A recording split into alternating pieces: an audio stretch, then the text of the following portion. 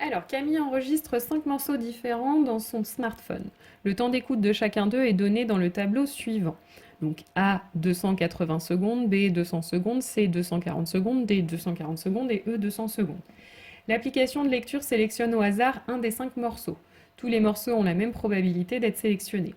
On note grand X la variable aléatoire qui, à tout morceau sélectionné, associe le temps d'écoute de ce morceau. On vous demande de présenter dans un tableau la loi de probabilité de grand X. Donc, on va mettre dans un premier temps grand X, on vous dit, hein, c'est le temps d'écoute du morceau. Donc on va mettre les différents temps possibles. Donc d'après le tableau, un morceau, ça peut durer soit 200 secondes, soit 240 secondes, soit 280 secondes. Maintenant, on va mettre la probabilité de tomber sur un morceau qui dure 200 secondes. Des morceaux qui durent 200 secondes, il y en a 2 sur les 5. Donc la probabilité de tomber sur un morceau qui dure 200 secondes, c'est 2 sur 5. Quelle est la probabilité de tomber sur un morceau qui dure 240 secondes? C'est soit on est tombé sur le morceau C, soit le morceau D. Donc ça fait 2 morceaux sur 5. Et enfin, quelle est la probabilité de tomber sur un morceau qui dure 280 secondes? Il n'y en a qu'un, c'est le morceau A, donc probabilité 1 sur 5. Ensuite, exercice 40. Donc une machine est alimentée en résistance de 1 et 2 ohms. Elle doit souder successivement 3 résistances en série, 2 résistances de 2 ohms, puis une de 1 ohm. Cette machine est déréglée et elle soude 3 résistances au hasard. Un résultat est noté sous la forme d'un triplet, par exemple le triplet 1, 1, 2 correspond au cas où les deux premières résistances soudées sont des résistances de 1 ohm et la troisième est une résistance de 2 ohms. On appelle grand X la variable aléatoire qui, à chaque triplet, associe la somme des valeurs des trois résistances. On vous demande de donner la loi de probabilité de grand X. Donc, avant de se lancer dans le tableau, on va voir quelles sont les possibilités, quels sont les triplets de résistance qu'on peut avoir. Alors, la première possibilité, c'est elle a soudé que des résistances de 1 ohm. À ce moment-là, je vais avoir comme triplet, comme somme, comme la somme des valeurs des trois résistances, 3. Donc ça, c'est la première possibilité. Ensuite, elle peut souder deux résistances de 1 ohm, puis une résistance de 2 ohms. Ça va nous faire une somme de résistance de 4 ohms. Alors, il n'y a pas que ce triplet-là qui permet d'obtenir 4, il y a aussi 1, 2, 1, et puis il y a aussi 2, 1, 1. Maintenant, on peut aussi obtenir une résistance de 1 ohm et 2 de 2 ohms, ce qui fait une somme totale de 5 ohms. Et même chose, il y a deux autres triplets qui permettent d'obtenir la même somme de ohms. Il y a le triplet 2, 1, 2 et le triplet 2, 2, 1. Et enfin, il y a aussi la possibilité qu'elle n'a soudé que des résistances de 2 ohms, ce qui fait une somme totale de 6 ohms. Alors maintenant, les probabilités. Quelle est la probabilité qu'elle soude trois résistances, un enchaînement, un triplet de résistances dont la somme des résistances fait 3 ohms?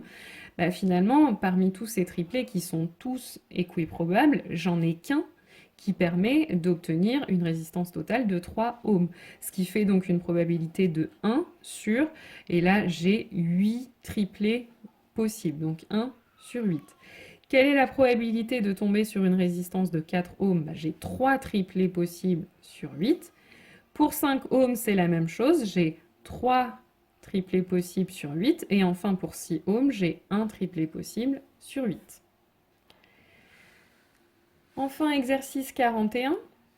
Un sac contient 26 jetons marqués chacun avec une des 26 lettres de l'alphabet. On tire un premier jeton, puis un second jeton sans remettre le premier dans le sachet. On gagne 5 € par voyelle tirée et on perd 1 € par consonne tirée. Construire un arbre pondéré illustrant cette expérience. Alors, on va d'abord commencer notre arbre en modélisant le premier tirage. On tire une première lettre. Qu'est-ce qui peut se passer? Soit on tombe sur une voyelle, soit on tombe sur une consonne.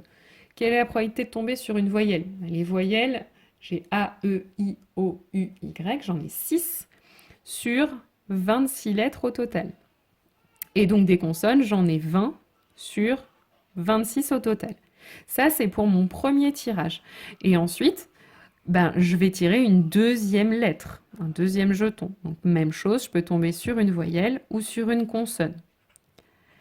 Alors, par contre, attention, le jeton d'avant, on ne l'a pas remis. Ça veut dire que maintenant, si j'avais tiré une voyelle au premier tirage, au deuxième tirage, je n'ai plus 6 voyelles dans le sac, mais j'en ai plus que 5.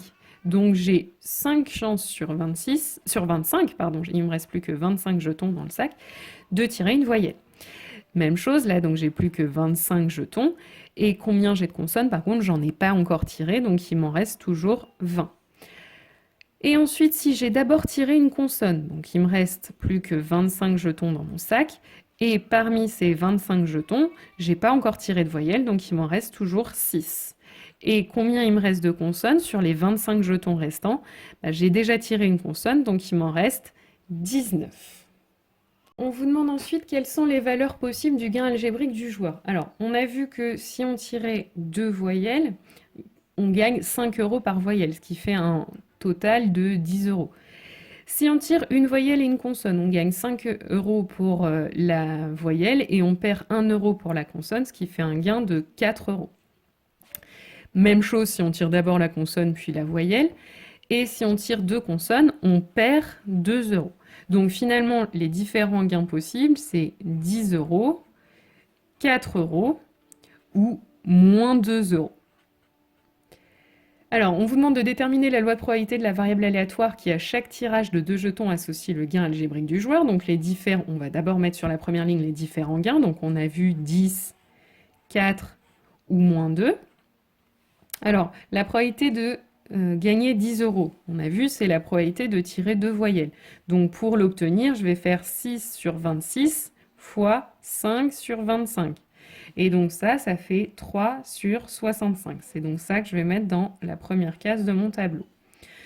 Pour la probabilité maintenant de gagner 4 €, on a vu qu'il y a deux possibilités. Soit on tire une voyelle puis une consonne. Ça a une probabilité de 6 sur 26 fois 20 sur 25. Ou alors on peut tirer une consonne puis une voyelle. Donc ça, c'est 20 sur 26 fois 6 sur 25. Et donc ça, si on calcule, ça fait 24 sur 65. Donc c'est ce qu'on va mettre ici. Enfin, pour le dernier calcul, deux possibilités. Soit vous faites 20 sur 26 fois 19 sur 25, soit, donc vous allez trouver 38 sur 65, hein. Soit, deuxième possibilité, vous cherchez quelle fraction il faut pour que la somme des trois fractions fasse bien 1. Et donc, en fait, ça revient à chercher, quand je fais 3 plus 24, ça nous fait 27. Combien il me manque pour arriver à 65, pour bien avoir 65 sur 65, c'est-à-dire 1. Et donc, il manque 38. Alors pour finir, une dernière remarque, en fait, pour l'exercice 40, on aurait pu faire comme dans l'exercice 41, un arbre, puisqu'on aurait pu représenter première soudure d'une résistance, soit c'est une résistance de 1 ohm, soit de 2, puis la deuxième, même chose, et enfin la troisième, même chose aussi. Donc voilà, on aurait pu faire cet arbre-là pour énumérer les différents triplés possibles.